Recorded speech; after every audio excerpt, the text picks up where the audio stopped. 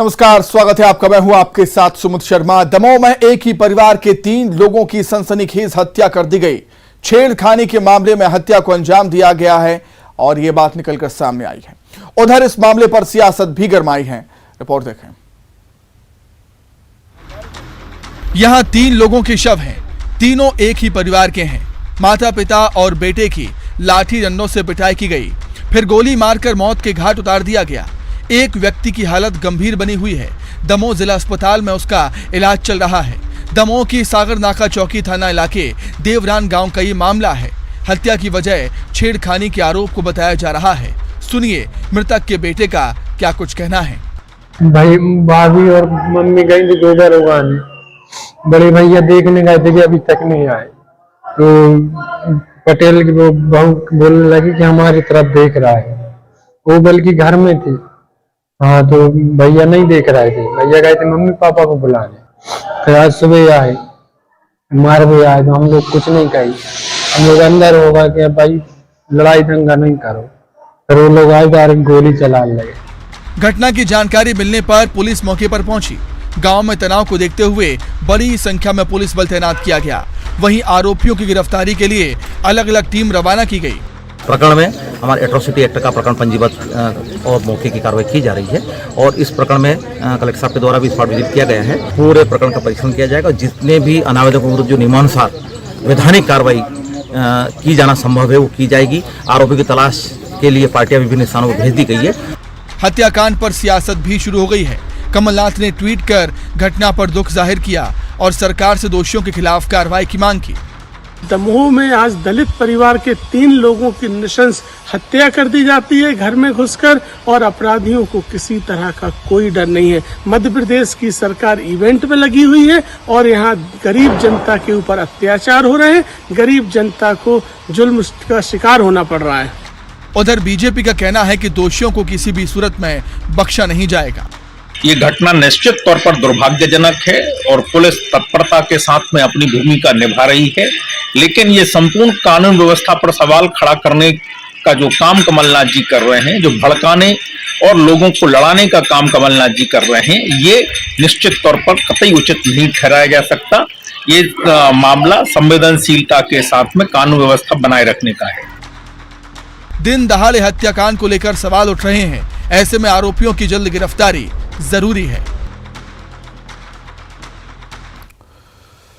चलिए ज्यादा जानकारी के लिए सीधे राजधानी भोपाल का हम रुख कर लेते हैं। मनोज राठौर हमारे साथ जुड़ गए हैं भोपाल से। मनोज, छेड़खानी के आरोप में दिन दहाड़े 3 लोगों की हत्या कर देना, सवाल तो निश्चित तौर पर उठेंगे और कहीं ना कहीं लॉ एंड ऑर्डर पर सवाल खड़े करने वाली घटना भी है ये।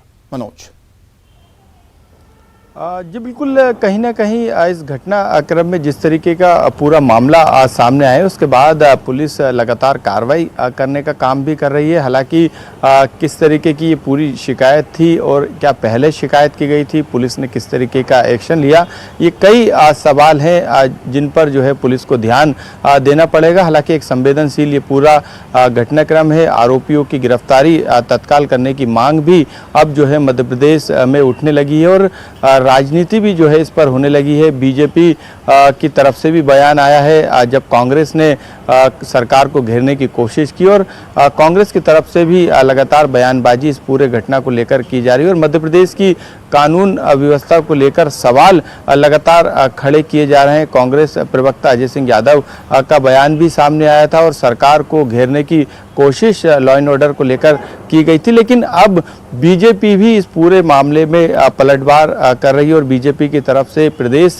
जो बीजेपी मंत्री हैं रजनीश अग्रवाल, उनका ये साफ तौर से कहना है कि ये घटना दुर्भाग्यजनक है और इस पर पुलिस जो कोशिश कर रही है आरोपी गिरफ्तारी को लेकर वो लगातार प्रयासरत है। लेकिन कांग्रेस को इस पर राजनीति नहीं करना चाहिए क्योंकि ये लॉ एंड ऑर्डर ही नहीं बल्कि एक संवेदनशील मामला भी है। तो अब इस पूरे मामले में सरकार को घेरा जा रहा है, खास तौर से मध्य प्रदेश की कानून और सुरक्षा व्यवस्था को लेकर लगातार आंकड़े भी मध्य प्रदेश के लिहाज से जिस तरीके से सामने आए उसको लेकर पहले ही कांग्रेस बीजेपी सरकार पर हमलावर है। ऐसे में ट्रिपल मर्डर का जो मामला सामने आया उसको लेकर फिर सरकार को घेरने में जो है कांग्रेस लगी हुई है। खुद पूर्व मुख्यमंत्री पीसीसी चीफ कमलनाथ ने भी इस घटना को लेकर ट्वीट किया है और सवाल जो है सरकार पर खड़े किए हैं। हालांकि जो पुलिस है वो लगातार आरोपियों की तलाश कर रही है, आरोपी नामजद है, पुलिस पूरे घटनाक्रम को जानती है, लेकिन अब पुलिस की किस तरीके से इस पूरे घटनाक्रम में जिस तरीके के छेड़छाड़ के आरोप इस समय लग रहे हैं और जिस तरीके की बात सामने आई है उसमें कितनी सत्यता है, इसको लेकर भी जांच की जा रही है। हालांकि इस घटनाक्रम के बाद तनाव की स्थिति हो, यही कारण है कि वहां पर स्थानीय स्तर पर पुलिस फोर्स को एहतियात के तौर पर तैनात भी किया गया है। बिल्कुल मनोज, अब देखना यह भी होगा कि क्या हत्या की वजह, वारदात की वजह केवल छेड़खानी थी, क्योंकि छेड़खानी से अगर हत्या हो जाती है, वो भी एक नहीं, दो नहीं, 3 लोगों की हत्या हो जाती है, तो अब सवाल ये भी उठते हैं कि क्या कोई पुरानी रंजिश है, कोई पुराना विवाद है जिसके चलते ये वारदात हुई है।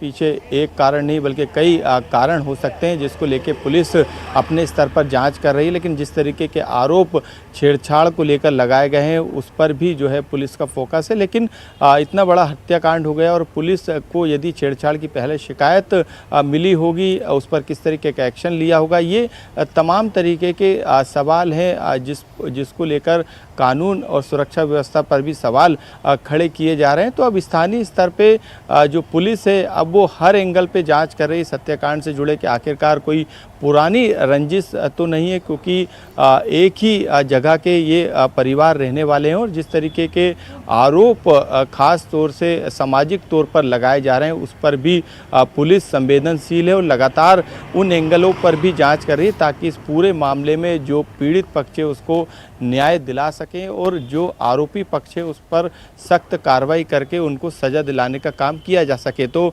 लगातार इस घटनाक्रम पे जो दमोह जिले के अलावा मध्य प्रदेश की राजधानी भोपाल से भी पुलिस मुख्यालय से भी इसकी मॉनिटरिंग की जा रही है और यही सबसे बड़ा कारण है कि इस पूरे मामले पर स्थानीय पुलिस की तरफ से गिरफ्तारी के लिए लगातार छापेमार कार्रवाई तो निश्चित तौर पर पुलिस तमाम पहलुओं के आधार पर मामले की जांच कर रही है और आरोपियों की गिरफ्तारी की मांग यहां पर लोग कर रहे हैं। मनोज, आप हमारे साथ बने रहिएगा, कुछ और खबरों पर आपसे हम जानकारी लेंगे, आगे बढ़ेंगे। राहुल गांधी भारत जोड़ो पदयात्रा कर रहे हैं और राहुल गांधी एमपी में भी पदयात्रा करेंगे। ऐसे में कांग्रेस जहां एक्टिव है वहीं बीजेपी निशाना साध रही है कांग्रेस पर।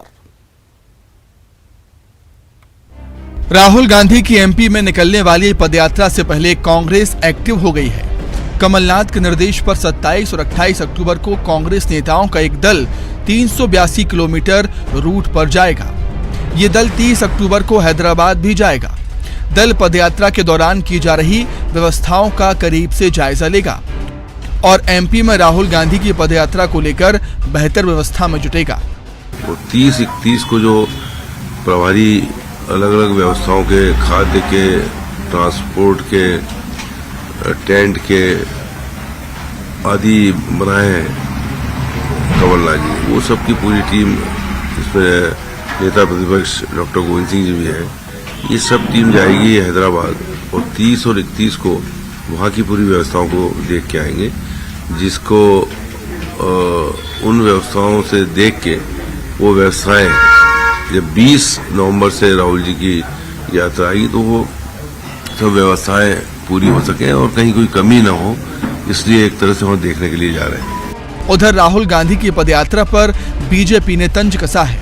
देखिए, कमलनाथ जी अपने कार्यकर्ताओं को भारत जोड़ो यात्रा की तैयारी के लिए चाहे हैदराबाद भेजें, केरल भेजें या तमिलनाडु भेजें, इन सभी राज्यों में कांग्रेस की हालत पस्त है।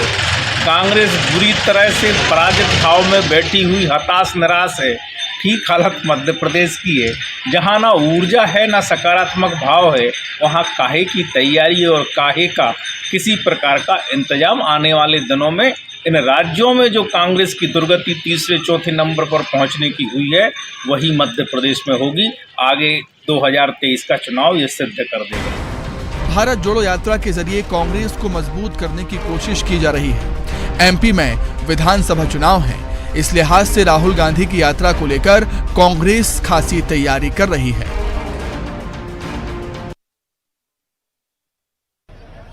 हमारे साथ जुड़े हुए हैं मनोज। पदयात्रा का मकसद है कांग्रेस को मजबूत करना और कांग्रेस को मध्य प्रदेश में भी मजबूत होना है, और यही वजह है पदयात्रा को लेकर कांग्रेस तैयारी कर रही है और विरोधी दल होने के नाते बीजेपी पलटवार निशाना साध रही है।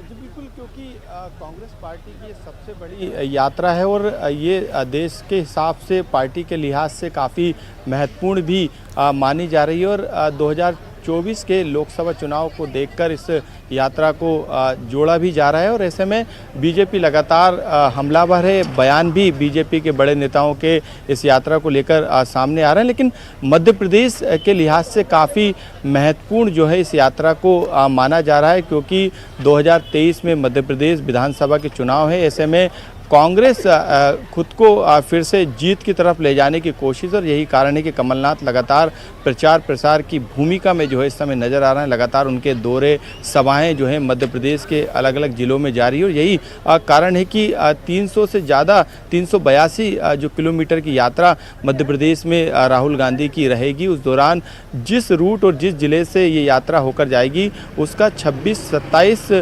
तारीख को जो है जो टीम बनाई गई है इस यात्रा को लेके मध्य प्रदेश के लिहाज से कांग्रेस के लीडर जो इस टीम में शामिल हैं वो सभी नेता उस रूट का दौरा करेंगे। किस तरीके की व्यवस्था रहेगी उसको देखेंगे। इसके अलावा 30 अक्टूबर को हैदराबाद से जब ये यात्रा निकलेगी उस दौरान भी ये टीम जो है वहाँ पे जाकर ये देखेगी कि किस तरीके की व्यवस्था अभी तक इस यात्रा को लेकर पार्टी की तरफ से की गई है, और उसी तरीके की व्यवस्था जो है मध्य प्रदेश में जब नवंबर में राहुल गांधी की ये यात्रा पहुँचेगी तो उस दौरान किस तरीके की व्यवस्था करनी है इसको लेके हैदराबाद में ये पूरा टीम जो है जाकर वहाँ पे देखेगी और वहाँ की व्यवस्था को समझने की कोशिश करेगी। तो मध्य प्रदेश के लिहाज से काफ़ी महत्वपूर्ण ये कांग्रेस इस यात्रा को मान रही। यही कारण है कि पूरी एड़ी चोटी का जोर जो है कांग्रेस पार्टी की तरफ से लगा दिया गया है, और तमाम जो नेता हैं वो एक एक प्लानिंग पर जोर दे रहे हैं कि किस रूट से होकर जाएंगे, क्या प्रोग्राम रहेंगे, क्योंकि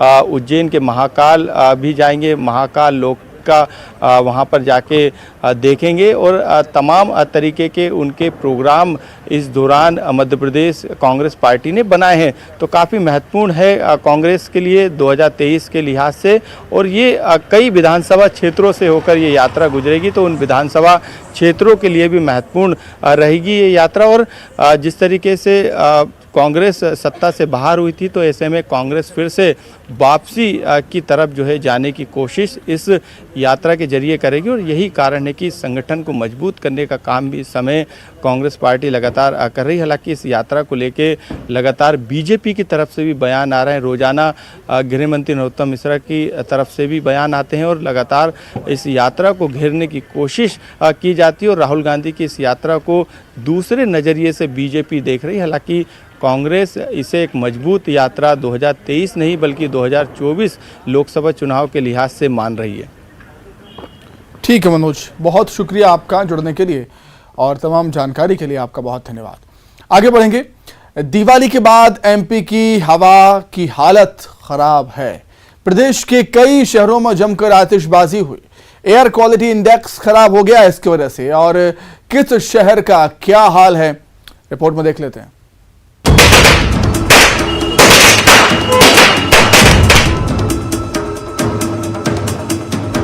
दीपावली पर जमकर हुई आतिशबाजी ने एमपी के आबो हवा बिगाड़ दी है।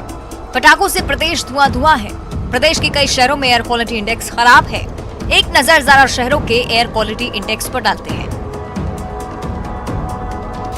शहरों का एयर क्वालिटी इंडेक्स: भोपाल 209 से 255, Indore 210, Gwalior 231, Jabalpur 225, Ujjain 267, Katni 224। Air quality index 0 से 50 तक अच्छा माना जाता है। 51 से 100 तक AQI संतोषजनक होता है, और 101 से 200 तक AQI मॉडरेट की श्रेणी में आता है, जबकि 201 से 300 तक AQI खराब माना जाता है। एमपी के इन शहरों का AQI इसी रेंज में है। इस हवा में सांस लेने में भी दिक्कत है। पटाखे जलाने को लेकर एमपी में कई पाबंदियां हैं, लेकिन लोग ये पाबंदियां भूलकर जमकर आतिशबाजी करते नजर आए। ये आतिशबाजी खुशी तो देती है, लेकिन पटाखे एयर पॉल्यूशन का कारण भी है।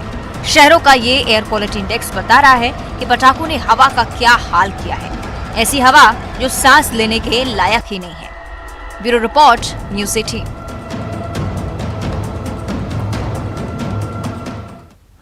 तो दिवाली पर एक लिमिट तक पटाखा जलाने के लिए कहा जाता है, अपील की जाती है। वजह यही होती है कि वायु प्रदूषण बहुत ज्यादा बढ़ जाता है। प्रदूषण नियंत्रण बोर्ड ने एक रिपोर्ट जारी की। दिवाली पर भोपाल में प्रदूषण पर रिपोर्ट जारी हुई है। सबसे ज्यादा कोलार क्षेत्र में वायु का प्रदूषण रहा। कोलार में AQI एयर क्वालिटी इंडेक्स 290 पर रहा। खुद पर्यावरण परिसर अरेरा कॉलोनी के क्षेत्र में भी हवा सबसे प्रदूषित रही है। इन इलाकों में 269 AQI एयर क्वालिटी इंडेक्स रहा है। सबसे कम TT नगर में रहा है एयर क्वालिटी इंडेक्स। यहां पर AQI 208 दर्ज किया गया। होशंगाबाद रोड पर 204, हमीदिया रोड पर 231 रहा है AQI। इस तरीके से भोपाल शहर का औसत एयर क्वालिटी इंडेक्स रहा है 237, जो कि किसी भी लिहाज से अच्छा नहीं है। दिवाली के दिन रात 8 बजे से 11 बजे तक हवा सबसे ज्यादा प्रदूषित रही। पूरा शहर, पूरी राजधानी धुआं हो गई थी इस समय। और इस दौरान हवा खराब और ज्यादा खराब श्रेणी में रही है, जो अधिकतम स्तर पर रही। जबलपुर से पवन पटेल हमारे साथ जुड़ गए हैं। पवन, बार बार अपील की जाती है पटाखे जलाएं, लेकिन एक हद तक, एक लिमिट तक। पटाखे कुछ क्षण की खुशी तो हमें दे जाते हैं, लेकिन उसके बाद हम जब देखते हैं तो AQI के लेवल हम देख ही रहे हैं किन शहरों में कितने ज्यादा। जी बिल्कुल सुमित, AQI का लेवल बताता है कि किस हद तक लोगों ने नियमों का उल्लंघन किया है। जो पर्यावरण संरक्षण की तमाम दावे और वादे किए गए थे, उसकी किस तरह से धज्जियां उड़ाई गई हैं, ये सुबह का AQI लेवल इंडेक्स जो जारी हुआ है उसमें स्पष्ट हो गया है। सबसे ज्यादा उज्जैन में प्रदूषण पाया गया है और सबसे कम जो है उसकी तो बात करना फिलहाल संभव ही नहीं है, क्योंकि सभी जगह 200 के ऊपर का ही पॉल्यूशन रहा है पूरे मध्य प्रदेश में। और भोपाल की अगर बात करें तो भोपाल में सबसे ज्यादा प्रदूषण 290 पहुंचा।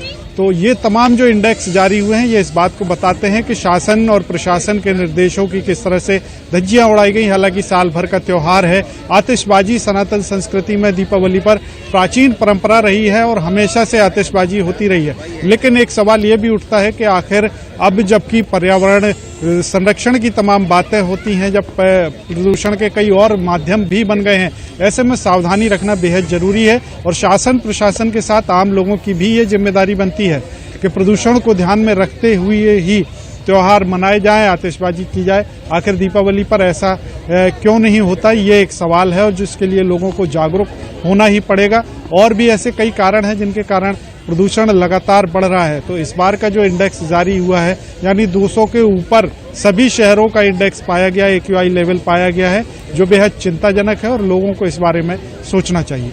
सुमित, बिल्कुल पवन, केवल मध्य प्रदेश ही नहीं, देश के अलग अलग राज्यों में दिवाली के दिन हवा खराब हुई।